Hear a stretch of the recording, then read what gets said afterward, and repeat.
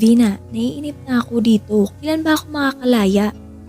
Inis na tura ni Henry. Sorry kuya, huwag kang mainip, konting tiis pa. Makakagawa ko ng paraan para makaalis ka dito. Wika ni Vina. Dinalaw nito ang kapatid sa kulungan. Nakakainis talaga yung Wilson na yan. Niloko niya ako. Ang akala ko pa naman binigay niya sa akin ng kumpanya. Hindi pala. May ngit-ngit na tura nito. Asa ka pa sa taong yun. Madamot yun. I told you, siguraduhin mo ang lahat bago mo ibinigay ang asawa niya. Paninisin ng lalaki sa kapatid. Ganon pa man, napangiti si Vina nang maalala ang pera na nakuha kay Wilson. Well, it's okay. Malaki ang nakuha natin sa kanya. Sapat na para durugin natin siya ang makuha ang natitira pa niyang yaman. Kapag ako nakawala dito, siya ang unang-una kong babalikan. Nakakuyob ang kamao na wika ni Henry. Tila gigil na ito makaganti kay Wilson. Hindi na ito makapaghintay pa sa loob ng kulungan. BBC News. Nakatakas ang 5 preso matapos magkagulo sa kulungan dahil sa sunog sa isang kubol kagabi. Kabilang sa mga nakatakas ang high-profile inmate na si Henry Sandoval, ang mastermind sa tangkang pagpatay sa pinsan nitong si Wilson Sandoval. Mahal, paano yan? Nakatakas si Henry. Natatakot na talaga ako. Nag-aalalang tanong ni Anika. Huwag kang mag-alala, Anika. Sinisiguro ko sa iyo walang mangyayaring masama sa atin, okay? Tumango lamang si Anika. Kinakabahan man ay pilit niyang pinapanatag ang loob dahil kasama niya ang asawa. Malaki ang tiwala niya kay Wilson. She knows hindi siya pababayaan nito. Nasa red alert tayo ngayon, doblehin niyo ang pagbabantay sa paligid. Nakatakas si Henry. Anumang oras baka sumugod siya dito sa atin. Wika ni Wilson sa mga tauhan na nakabantay sa paligid. Bukod pa dito ay mayroon na rin nakapwesto bago pumasok sa kanilang lupain na pinamumunuan naman ni Matias. 10 kilometro malayo sa kanila. Mukha itong magsasaka ngunit armado ang mga ito. Karamihan sa mga ito ay well-trained galing sa isang number 1 security agency sa Pilipinas. Yes boss, naka-alerto kami. Wika ni Matias na leader ng grupo. Matapos ang pagpapaalala sa mga tauhan ay iniwan ito ni Wilson at bumalik siya sa asawang si Anika. Tulad ng inaasahan, magkakahiwalay na grupo ang sumugod sa kanila. Mukhang seryoso si Vina at si Henry na gantihan si Wilson. Nakakatakot na talaga dito sa atin. Wika ng Timmy. Narinig na naman nito ang putukan malapit sa kanila. Oo nga, mukhang sunod-sunod na naman ang patayan dito sa atin. Sigurado mga tauhan na naman iyon ni Gabo. Di na talaga nawala ng kaaway ang lalaking iyon. Sambit ni Timmy. Nasa bukid sila ng mga sandaling iyon. Wala itong alam na si Wilson ang sadya ng mga ito. Bakit ba kasi narito siya sa atin? Baka madamay pa tayo. Nayayamot na wika ni Ibon. Nasanay na lang din ang kanilang kabaryo na kapag may putukan ay tumatago na lang din ito sa kanilang bahay-bahay. Tuwing may putukan sa baryo nila, laging naiugnay ito kay Gabo kahit minsan wala na itong kinalaman doon. Napahiyaw si Anika sa lakas ng putukan ng kanyang narinig. Tila malapit lamang ito sa kanila. Wilson, ano yun? Saan ba nanggaling yun? Takot na wika niya. Naalarma si Wilson sa naririnig. Mukhang alam niya kung sino at saan nanggagaling ang putukan na iyon. Gusto niyang harapin ang taong iyon at tapusin ang kanilang alitan. Kaya lamang kasama niya ang asawa at hindi niya ito maaring iwan na mag-isa. Palapit na sa kanila ang putukan. Mahal, halika, doon tayo sa kwarto. Wika ng lalaki sabay hilas sa braso ng asawa. Sumunod naman si Anika sa kanya. Muli niyang narinig ang malalakas na putok. Binuksan ang lihim niyang taguan. Sa ngayon, wala siyang choice kundi itago doon si Anika. Mahal, halika, pumasok ka dito. Ano to Wilson? Bakit may butas dito? Takang tanong ng babae. Mayroong daanan sa kanyang silid papunta sa underground quarter doon sila lumusot.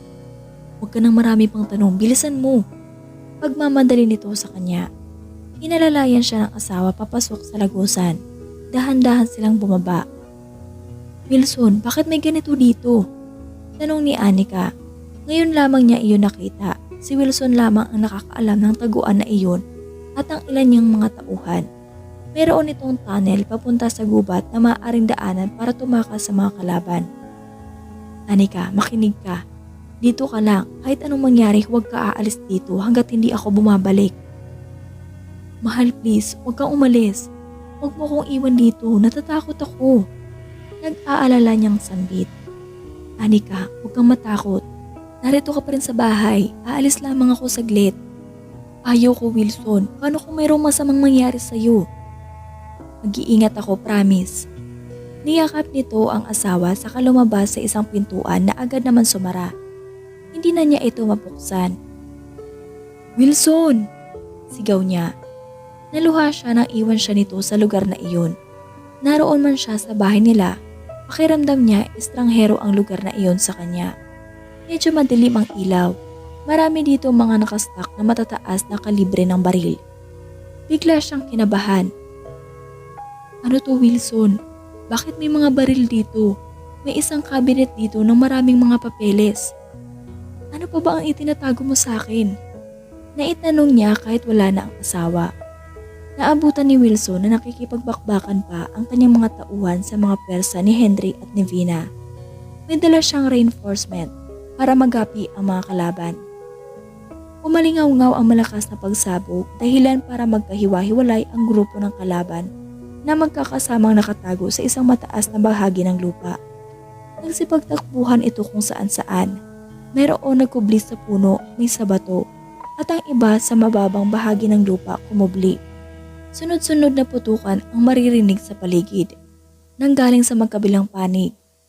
Ilang saglit pa wala nang nagalaw sa panig ng mga kalaban at puro baril na lamang nila ang naririnig na pumuputok. Nilingon ni Wilson ang tauhan. Sinanyasan niya ito na ang ibig sabihin ay tignan ang mga kalaban kung may buhay pa. Ilang saglit pa, bit-bit ng mga ito ang sugat ng mga kalaban. Boss, anong gagawin natin sa mga ito? Lumapit si Wilson. Nakita niya si Henry sugatan at nakahiga ito sa lupa. Hayop ka Wilson. Ano pang hinihintay mo? Tapusin mo na ako. Matapang na wika ng lalaki. Nakangising tinignan ito ni Wilson. Mamamatay ka na lang Henry, mayabang ka pa rin. Huwag kang mag-alala, doon din ang punta mo. Binalingan nito ang tauhan. Kayo anang bahala sa mga yan. Anito sa katumalikod. Narinig niya ang sunod-sunod na putok ng baril. Hindi! Isang tinig na babae mula sa likuran. Kuya Henry! Napalingon si Wilson, nakatutok sa kanya ang baril ni Vina. Mabilis na pinaputukan ni Wilson ang kamay ni Vina dahilan para mabitawan nito ang baril. Agad na hinawakan si Vina ng mga tauhan. Bitawan niyo ako, mga walang hiya kayo. Hayop ka Wilson, pinatay mo ang kuya ko. Galit na sigaw ni Vina. Dahan-dahan naglakad si Wilson palapit sa pinsan. I told you Vina, tigilan niyo na ang paggugulo niyo sa akin dahil hindi kayo mananalo. Matigas ang ulo niyo. Ang sama mo, pagbabayarin kita sa ginawa mo. Papatayin kita. Vina, matapang ka pa rin. Nag-iisa ka na lang oh. Kung nais mo pang mabuhay, magmakaawa ka sa akin. Humingi ka ng tawad. Hindi. Kahit kailan hindi ako hihingi ng tawad sa iyo. Pagmamatigas nito. Sige na Vina, humingi ka na ng sorry sa kanya. Sambit ng sugatang si Henry. Natakot yata ito nang paputukan ni Jacob ng baril. Napalingon sila dito.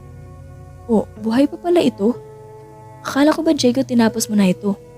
Gulat na tanong ni Wilson. Boss, hindi tayo pumapatay na walang kalaban-laban.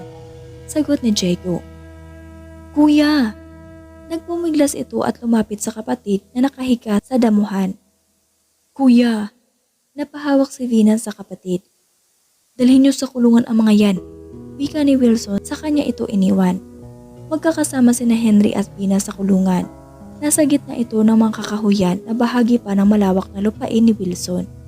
Maihahalin tulad ang style ng kulungan na ito, kagaya ng sa presinto. Matibay ang pakayari na gawa sa bakal. Kasama pa nila ang ilang sugatang mga tauhan. Kuya Henry, sambit ni Vina. Nagtatangis ito dahil sa habag sa kapatid na sugatan.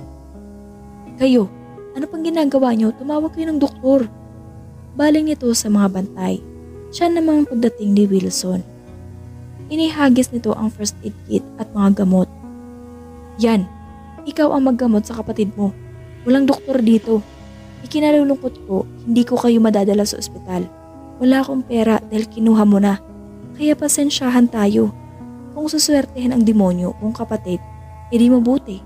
Kung hindi, malas niya lang. Di baka hanggang doon na lang siya. Kung gusto mong sumunod sa kanya, it's up to you. Mabuti hindi kita po problemahin pa. Sarcastic ang wika nito. Galit na galit ang mukha ni Vina. Hayop ka. Pagbabayarin kita sa kasalanan mo sa akin. Kung makakatakas ka pa dito, sige. Kaso bago mangyari yun, magdusa ka muna dito sa kulungan. Pag nilayan mo ang mga kasalanan mo, baka maawa pa ako sa'yo. Wika niya sa kainiwan ang babae. Kuya, ano nang gagawin natin ngayon? Mukhang dito na yata tayo mamamatay. Pinaghandaan niya ang pagdating natin. Naigala ng lalaki ang mata sa paligid. Sila lamang ang naroroon at tahimik ang paligid. Napakalayo nila sa kabahayan. Vina, wala na ibang paraan para makaalis tayo dito, kundi ang magbakaawa sa kanya. Mas marami siyang tauhan kaysa sa atin. Nakita mo ba ang mga gamit nilang baril kanina? Hindi basta-basta ang mga yun. Kung wala kang malaking halaga, hindi ka makakabili nun. Mukhang ibang Wilson na ang kaharap natin ngayon. Sa nakikita ko ngayon, malakas siya kaysa sa inaakala ko. Boss, saan mo iniwan si Anika? Nasa underground quarter siya. Ano? Bakit mo siya dinala doon? Paano na? Hindi ba lihim lang yun? Hayaan mo na, no choice na ako. She needs to be safe. Yun na ang lugar na safe. Para sa kanya, bago ko siya iniwan. O paano, linisin niyo lahat ng mga kalat. Kayo na bahala dito Pagkatapos bumalik kayo sa mining site. Kailangan ng maraming bantay doon. Wika niya. Kailangan niya ng mga private army na magbabantay doon dahil may mga taong labas na nananakot at nanggugulo sa kanilang operasyon. Yes, boss. Agad na tugon ni Matsyas saka ito sumibat papalayo. Natutulog si Anika nang maabutan ng lalaki. Mahal, gising. Narito na ako. Niyog-yog niya ang balikat ng asawa, dahilan para magising ito. Wilson, tara na, lumabas na tayo, safe na sa labas. Matamang tinignan ni Anika ang asawa, bago ito nagsalita. Wilson, bakit marami kang baril dito?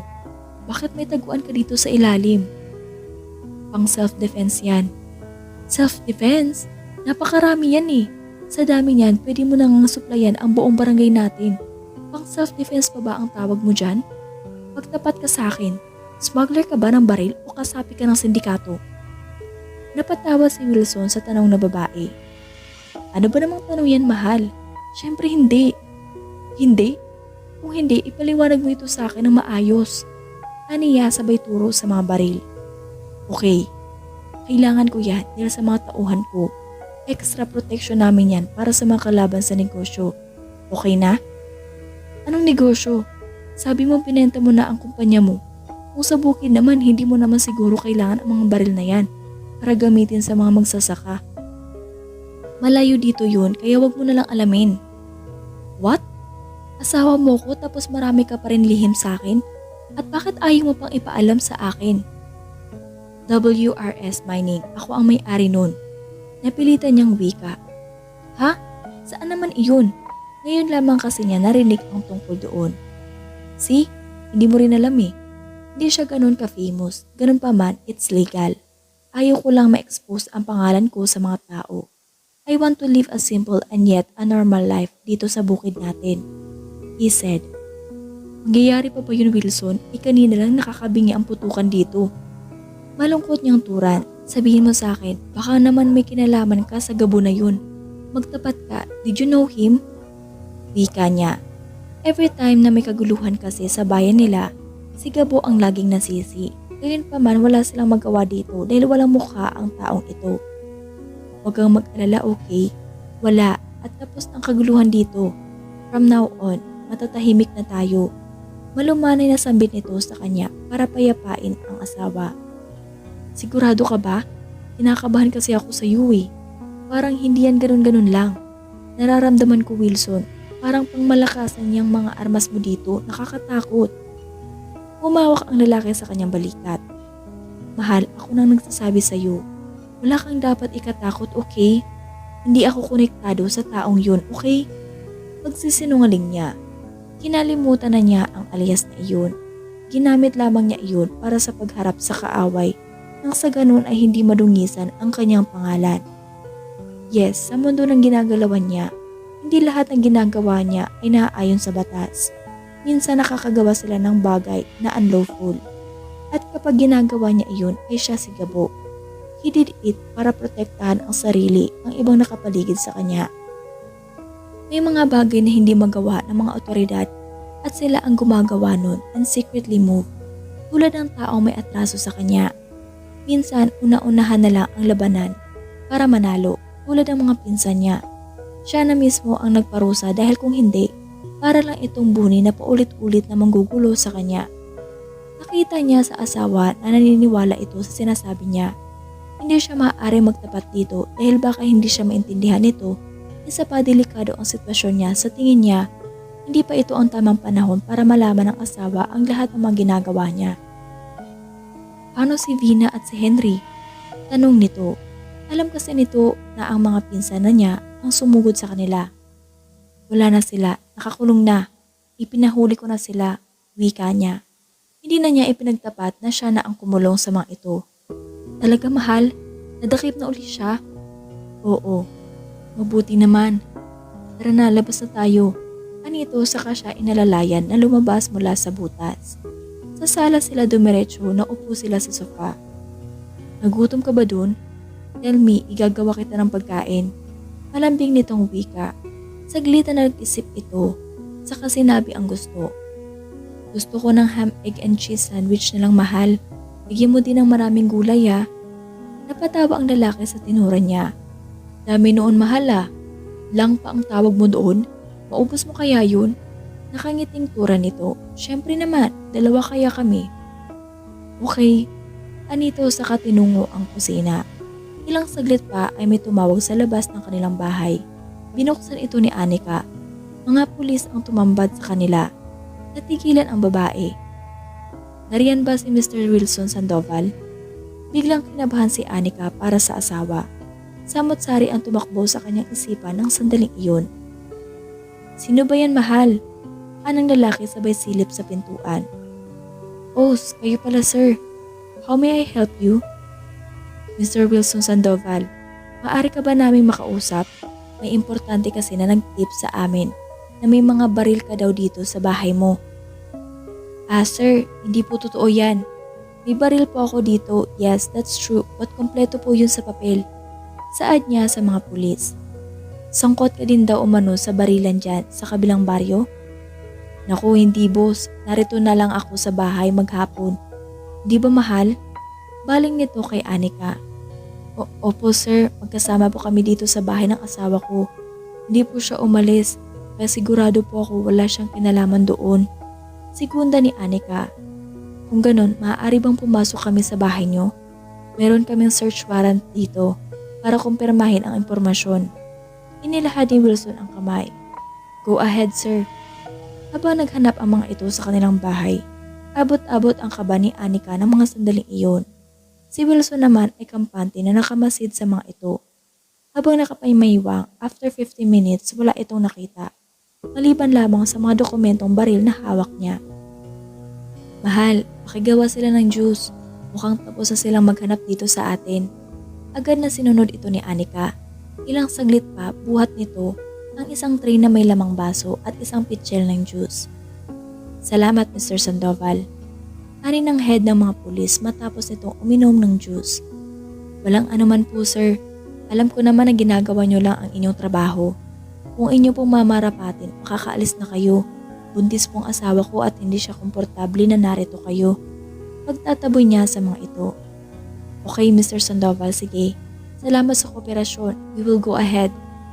Nakahinga ng maluwag si Anika na makaalis ang mga pulis. Salamat mahal, hindi mo ko ibinuking sa kanila. Anito, asawa kita at ama ng anak ko, kaya kailangan kong gawin yun. Ano na lamang ang mangyayari sa amin ni baby kung huhulihin ka nila? Napayakap si Wilson sa asawa. Salamat mahal, I love you. Inalikan niya ito sa pisngi.